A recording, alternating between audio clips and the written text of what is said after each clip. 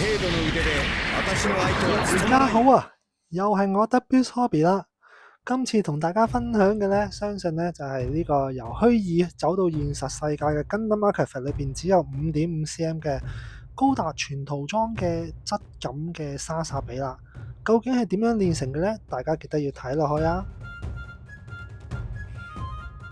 好啦，呢個完成品呢就放咗喺我手上，而家呢事不宜遲，快快脆咁同大家開箱睇睇下模型究竟咩料先。好簡單嘅說明書，好平埋一邊唔使睇。嗱，1、2、3、4、5同6，簡簡單單6片，咁通係用二段剪咁樣做個假組。咁首先睇下佢嗰個分佈先啦，咩地方要做無縫，點樣分析呢？咁假組咗之後呢，你心裏大概有個數啦。呢個頭真係細到不得之了啊！佢嗰個綠色嘅點點呢，真係點到我眼都盲。好啦，掃組完成咗之後呢，就已經見到需要大量嘅地獄式嘅遮蓋分析。係啦，咁既然要做得呢啲咁地獄嘅嘢呢，相信呢運動呢係對於砌模型有冇幫助嘅呢？對於砌開模型嘅師兄呢，應該都知道爆肝地獄啦。有時呢，砌到你進入咗呢個忘我境界呢，分分鐘玩咗幾個鐘都唔覺意嘅。咁既然揸得總司呢部機，個身體又點能夠差得去邊啦？係咪先？跟住落嚟呢，容許小弟同大家分享下我最新嘅驗血報告成績表。嗱，呢個呢就係我由於上年呢就有3高閘界，咁呢經過我1年嘅努力，恒常嘅有氧運動加埋重訓之後呢，佢嗰個膽固醇血糖呢已經回復翻去健康嘅水平啦。咁呢就可以繼續呢就做多啲嘅模型同大家分享嘅。咁肌耐力核心呢各樣嘢呢，對於模型係絕對有幫助嘅。經過我呢1年嘅精神之後。好啦，因為呢我呢個唔係一個教學頻道，純粹係分享嘅啫。咁呢我就簡單咁講下啦。今次呢部莎莎比呢，就委託者呢就想用一個糖果式嘅金屬令面啦。咁基本上我就做咗一個黑底嘅底灰，然後噴亮能，最後呢就慢慢疊上去一個透明紅呢，就疊出閃靈靈嘅莎莎比嘅金屬質感啦。咁由於 Archive 佢啲件咁細咧，所以我哋控制個出油量嘅時候咧就唔好太大啦，距離咧亦都不能夠太近，因為咧好容易積咗油，太遠咧亦都會產生咗一啲唔好嘅霧化。咁去到手油方面啦，玩得 Archive 嘅師兄咧，相信咧都知道咧就有好多地方係需要做到手油，就算你點樣遮蓋有啲位咧，始終手油係會方便啲嘅。咁頭先講到啦，我做運動重訓咧，其實咧幫隻手咧係絕對係定咗好多嘅。咁而家咧搣開個盾牌嘅遮蓋膠紙呢一刻咧，真係爽到痹啊！呢度有小插曲啦，就係咧佢盾牌中間嗰個自護嘅軍徽咧，開頭咧諗住用手油嘅，但係因為手油嘅效果唔係咁好，咁最後咧就改翻用擦金邊嘅方式，就係先噴咗個金底啦，然之後咧再喺面頭咧噴上黑色燒光嘅珐琅油，然之後咧就用超極幼嘅棉花棒咧慢慢擦翻條金邊出嚟。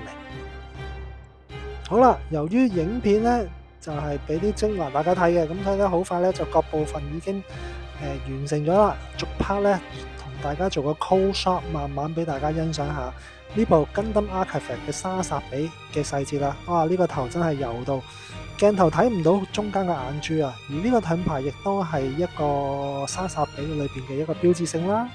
後邊嘅分析亦都做到好足嘅。右手未裝盾牌之前嘅分析啦，咁好多地方咧都要做到遮蓋分析同埋手油都要嘅。另一隻手就係揸槍嘅手咧，亦都做咗少少嘅分析。好啦，唔阻大家欣賞，跟住落嚟咧就係一啲嘅上邊嘅 close up 嘅時間啦。中意嘅師兄咧可以喺度慢慢睇下，欣賞下啲相先，唔好走開啊！後邊仲有更加正嘅資料。就好似呢個背包咁啦，除咗做遮蓋分析咧，亦都需要做到手油。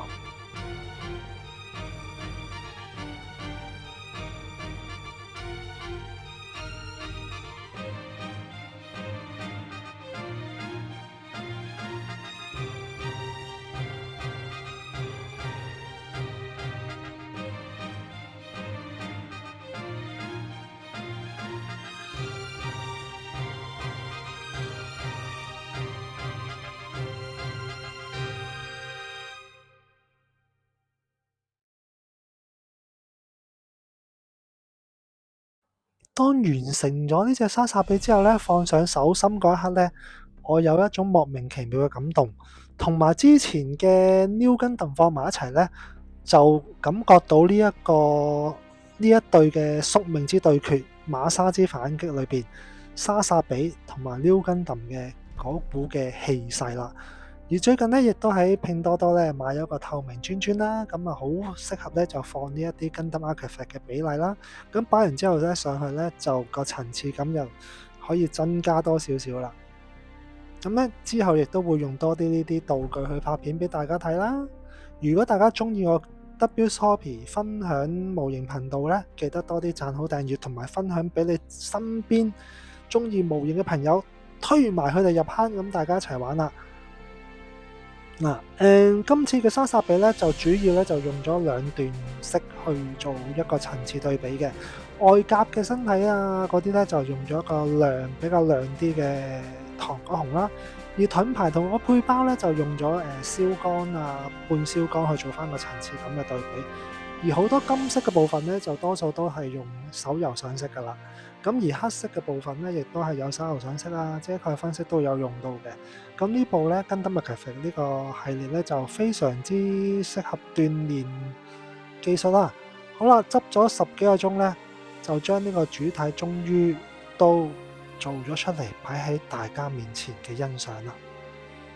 好啦，今日咧其實已經係星期5嘅夜晚啦，啱啱放完工，所以咧亦都繼續熱血咧。希望快啲剪好條片擺上 YouTube 同大家分享嘅，大家記得多啲支持我哋呢啲香港廣東話嘅 YouTube 頻道啊！掌心上邊嘅阿古哲斯嘅總師對決正式完工，係咁先，多謝晒各位，拜拜。